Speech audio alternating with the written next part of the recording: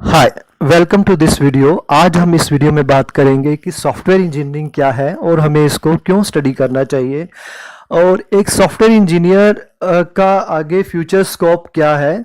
तो देखो, software engineering दो वर्ड से बना हुआ है, सॉफ्टवेयर और इंजीनियरिंग। इंजीनियरिंग की बात करें तो ये एक तरह से किसी भी चीज़ की इंजीनियरिंग हो, ये इन डेप्थ स्टडी होती है कि आपका आइडिया से लेके फुल डेवलपमेंट तक, प्रोडक्ट डेवलपमेंट तक।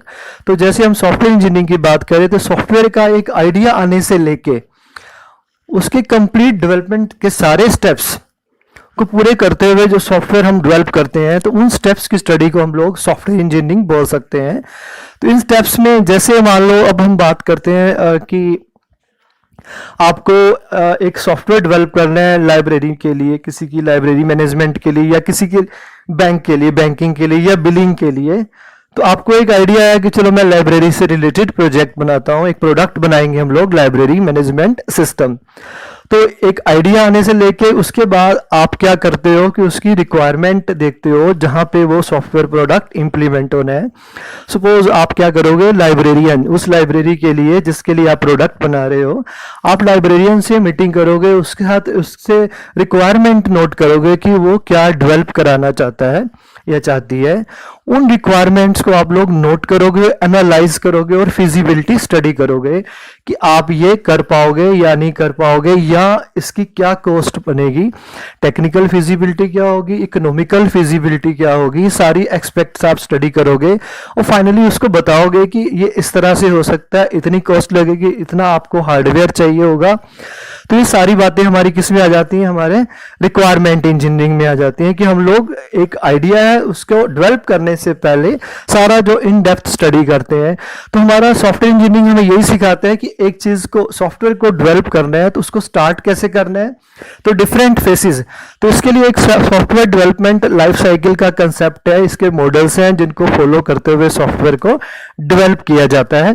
तो जैसे अभी मैंने बात की, ये एक फेस ही है कि हमने एक लाइब्रेरियन से हमने मीटिंग करी है और उसके बाद हमने उसके जो प्रोडक्ट की एक्सपेक्टेशन है या जो वो डेवलप कराना चाहता है या चाहती है, उनको उसकी रिक्वायरमेंट को एनालिसिस किया। और जहाँ जहाँ ओके हुआ फिर हमें क्या करते हैं, एक सॉफ्टवेयर रिक्वायरमेंट स्पेसिफिकेशन डॉक्यूमेंट तैयार करते हैं जो उसको बता देते हैं कि भी ऐसे ऐसे करके तुम्हारी ये रिक्वायरमेंट ही हम इस तरह से डेवलप करेंगे।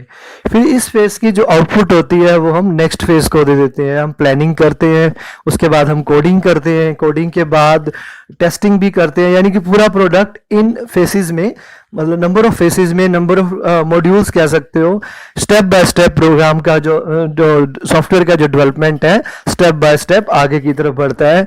फाइनली जब हम प्रोडक्ट डिलीवर कर देते हैं तो उसको बाद उसकी मेंटेनेंस का काम शुरू होता है, क्योंकि सॉफ्टवेयर प्रोडक्ट्स हैं ये दूसरे इंजीनियरिंग प्रोडक्ट से थोड़े डिफरेंट होते हैं कि ये क्योंकि ह्यूमन क्रिएटिव प्रोसेस से बने हैं, कहीं ना कहीं आपके कस्टमर को इनसेटिस्फेक्शन रह जाती है, कुछ चीज़ें कम भी रह जाते हैं जो हम उसकी फर्दर रिलीजेस में पूरी करते हैं, या कहीं पे कोई बग्स भी रह सकते हैं तो उसको हम लोग फर्दर इसको रिपेयर कर देते हैं। तो इसलिए सॉफ्टवेयर प्रोडक्ट्स को डिस्क्लेमर के साथ में प्रोड्यूस किया जाता है। जब भी इसको हम कहीं पे देते हैं तो विद डिस्क्लेमर देते हैं कि इस तरह से कोई भी दिक्कत हो सकती है तो हम इसको ठीक भी कर सकते, यानी कि ये अपनी कह सकते हो कि रिलायबिलिटी के लिए एक डिस्क्लेमर के साथ रिलीज किए जाते हैं। तो सॉफ्टवेयर इंजीनियरिंग क्या है हमारा, इसी तरह के प्रोडक्ट की, सॉफ्टवेयर प्रोडक्ट की डेवलपमेंट से रिलेटेड कंप्लीट स्टडी है। तो अगर आप सॉफ्टवेयर प्रोग्रामर बनना चाहते हो तो प्रोग्रामिंग लैंग्वेजेस सीखने के साथ साथ आपको सॉफ्टवेयर इंजीनियरिंग का सब्जेक्ट भी है सभी जगह पे, वैसे ये बीटेक में, बीसीए में, इवन डिप्लोमा में भी है। तो उसको एज अ पेपर नहीं, उसके सारे फेसिस को, आपके जो सॉफ्टवेयर डेवलपमेंट लाइफ साइकिल के डिफरेंट फेसिस हैं उनको स्टडी करो कि अगर आपको प्रोग्रामर बनना है तो लैंग्वेज कंस्ट्रक्ट तो आप सीख जाते हो, उसके बाद जो उसको इम्प्लीमेंटेशन है, क्योंकि फर्दर प्रोजेक्ट में होनी है, प्रोजेक्ट से ही प्रोडक्ट बनना है। क्योंकि जब आप सॉफ्टवेयर डेवलप कर रहे होते हो तो उसको हम बोलते हैं कि यार प्रोसेस चल रहा है, सॉफ्टवेयर प्रोसेस में है। फाइनली हम किसकी तरफ बढ़ रहे होते हैं, प्रोडक्ट की तरफ बढ़ रहे होते हैं। तो सॉफ्टवेयर डेवलपमेंट की तरफ अगर आपको जाना है तो आपको लैंग्वेज आने के साथ साथ सॉफ्टवेयर इंजीनियरिंग के जो डिफरेंट एस्पेक्ट्स हैं, उसकी कॉस्ट से रिलेटेड कुछ एस्टिमेशन टेक्निक्स होती हैं कि मान लो आपकी सॉफ्टवेयर कंपनी है, आपको एक प्रोडक्ट बनाना है किसी कस्टमर के लिए, तो आपको उसका प्राइस क्या डिसाइड करना है तो ये अंदाजे से नहीं होता है, इसके लिए कुछ टेक्निक्स यूज होती हैं। एक्सपर्ट जजमेंट एक टेक्निक्स है, डेल्फी कॉस्ट एस्टिमेशन टेक्निक्स है, वर्क ब्रेकडाउन स्ट्रक्चर टेक्निक, बहुत सारे टेक्निक्स को हम में से कोई टेक्निक्स हम फॉलो करते हैं जिससे हम सॉफ्टवेयर की कॉस्ट डिसाइड करते हैं और कस्टमर को बताते हैं। अंदाजे से बताओगे तो या तो आप नुकसान में रहोगे या कस्टमर नुकसान में रहेगा, हो सकता है आपको प्रोडक्ट का ऑर्डर ना मिले, या फाइनली आप सॉफ्टवेयर क्राइसिस में भी जा सकते हो। इसी तरह से और भी चीजें हैं जो आप सॉफ्टवेयर इंजीनियरिंग में स्टडी करते हो कि सॉफ्टवेयर डेवलपमेंट लाइफ साइकिल से रिलेटेड मॉडल्स भी हैं जिनको हम फॉलो करते हैं डिफरेंट सॉफ्टवेयर के साइज के हिसाब से, कि जैसे मान लो बिल्कुल छोटे साइज का बहुत कम लाइंस ऑफ कोड का सॉफ्टवेयर आपको डेवलप करना है तो उसके लिए एक बिल्ड एंड फिक्स मॉडल है। थोड़ा बड़ा सॉफ्टवेयर डेवलप करना है तो उसके लिए अब इसमें हमारा traditional classical life cycle model जिसको हम वाटरफॉल मॉडल भी बोलते हैं। तो ये सभी मॉडल्स हैं जो डिफरेंट, इन मॉडल्स की स्टडी आती है इसमें, तो हमें किस मॉडल को फॉलो करना चाहिए ये आप सॉफ्टवेयर इंजीनियरिंग की स्टडी करते वक्त सीखते हो। इसी तरह से टेस्टिंग कि आपको एक सॉफ्टवेयर को डिफरेंट टुकड़ों में आप डिवाइड करते हो तो उन टुकड़ों को हम यूनिट बोलते हैं। तो यूनिट टेस्टिंग से रिलेटेड बातें भी आप सॉफ्टवेयर इंजीनियरिंग में सीखते हो। फाइनली उन यूनिट्स को असेंबल करके हम लोग एक बड़ा सॉफ्टवेयर कंपाइल असेंबल कर देते हैं। फाइनली उसकी सिस्टम टेस्टिंग करते हैं, उसको इंटीग्रेट करने के बाद कि सिस्टम में कोई फेलियर तो नहीं है। एक यूनिट की आउटपुट एज अ इनपुट दूसरे यूनिट को जा रही है या नहीं जा रही है। तो ये सारी बातें हैं, ये सारी चीजें आप लोग सॉफ्टवेयर इंजीनियरिंग करते वक्त पढ़ते वक्त स्टडी करते हो। तो ये सभी रिक्वायरमेंट्स हैं। और भी बहुत सारी बातें हैं कि टेस्टिंग की बहुत सारी टेक्निक्स हैं कि हमें कौन सी टेक्निक को फॉलो करना है किस तरह के सॉफ्टवेयर को डेवलप करते वक्त। तो ये सारी चीजें हैं जो आप लोग सॉफ्टवेयर इंजीनियरिंग में को पढ़ते वक्त स्टडी करते हो। तो यही रिक्वायरमेंट्स है जिसके कारण सॉफ्टवेयर इंजीनियरिंग को पढ़ा जाता है। तो प्रोग्रामिंग से रिलेटेड ही है ये, लेकिन इसमें हम प्रोग्रामिंग की बात नहीं करते। हम ये मान के चलते हैं कि प्रोग्रामिंग तो आती है, उसका कोई इशू नहीं है, लेकिन अभी हमें इस प्रोग्रामिंग की इम्प्लीमेंटेशन करनी है, हमें एक सॉफ्टवेयर प्रोडक्ट प्रोड्यूस करना है। तो इसका ये फायदा भी रहता है। देखो, अगर आप कोई भी चीज़ है कि अगर आप बाकी जो इंजीनियरिंग प्रोडक्ट्स हैं ये मैन्युफैक्चर होते हैं तो इसकी कॉपी नहीं हो सकती, हर प्रोडक्ट इंडिविजुअली मैन्युफैक्चर होता है। लेकिन सॉफ्टवेयर इंजीनियरिंग अगर आप प्रॉपर सीख के एक सॉफ्टवेयर प्रोडक्ट को डेवलप करते हो तो बाकी तो उसकी कॉपीज ही हैं, तो जिससे आप जल्दी ही आपकी company richness, money wise richness gain करती है। तभी तो सॉफ्टवेयर से रिलेटेड जो पर्सन्स हैं वो जल्दी रिच हो जाते हैं, या उनको सैलरीज भी, जो डेवलपर्स हैं उनको सैलरीज ज़्यादा मिलती हैं।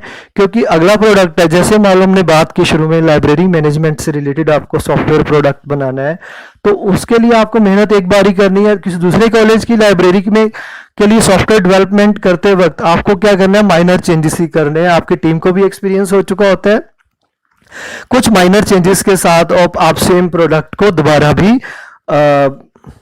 एक नए इंस्टीट्यूट को हैंड ओवर कर सकते हो। कॉस्ट तो आपको वही रखनी है जो आपने पहले जो आपका प्रॉफिट था उसमें क्या था, आपके एक्सपेंसेस थे, बिल्डिंग एक्सपेंसेस थे, आपके डेवलपर्स की सैलरी थी, और भी बहुत सारे कुछ डायरेक्ट एक्सपेंसेस होते हैं, कुछ इनडायरेक्ट एक्सपेंसेस, सभी कुछ छुपा हुआ था। एक्सपीरियंस की भी दिक्कत थी। अभी क्या है, आपको सेम ही करना है तो जो डेवलपमेंट टाइम है बहुत कम लगे, क्योंकि कॉपी पेस्ट करना है, माइनर चेंजेस करने हैं। पहले अगर 6 मंथ्स लगे थे डेवलप करने के लिए, 6 मंथ्स लोगों को आपने सैलरी दी, बिल्डिंग का रेंट दिया या और भी खर्चे किए। अभी वो जो काम जो 6 मंथ्स में हुआ था, नई कंपनी के लिए आपका वो काम 1 मंथ से भी कम में होगा।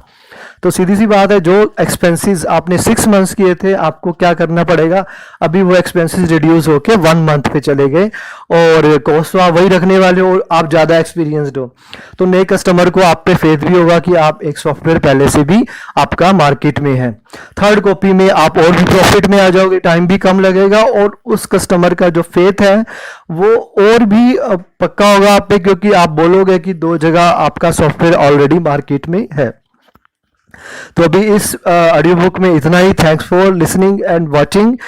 कंटेंट अच्छा लगे तो आप चैनल को सब्सक्राइब भी करें और लाइक बटन जरूर प्रेस करें। कोई क्वेश्चन हो तो आप कमेंट सेक्शन में पूछ सकते हैं। चैनल पे और भी बहुत सारे वीडियोस हैं, उनको भी देखें। जैसे हमने इस पे कुछ प्रोग्रामिंग इन सी के वीडियोस दिए हुए हैं, कुछ सॉफ्टवेयर इंजीनियरिंग से रिलेटेड भी वीडियो हैं। सॉफ्टवेयर इंजीनियरिंग से रिलेटेड लगभग हम काफ़ी जो एक सीक्वेंस में ट्यूटोरियल को अपलोड करेंगे। कुछ वीडियोस ऑलरेडी हैं चैनल पे, कुछ और भी आने वाले टाइम में करेंगे। जावा से रिलेटेड कुछ वीडियोस हैं, बिग डाटा से रिलेटेड कुछ वीडियोस हैं, और एंटरटेनमेंट पर्पस के लिए ट्रैवल से रिलेटेड भी मैंने कुछ व्लॉग्स डाले हैं। तो उन सभी को आप जो भी कंटेंट आपको सुटेबल लगे तो आप उसको ज़रूर देखें, और कोई भी आपका क्वेरी हो आप इस वीडियो के कमेंट में आप लोग पूछ सकते हैं। Thanks for watching and listening. Thank you.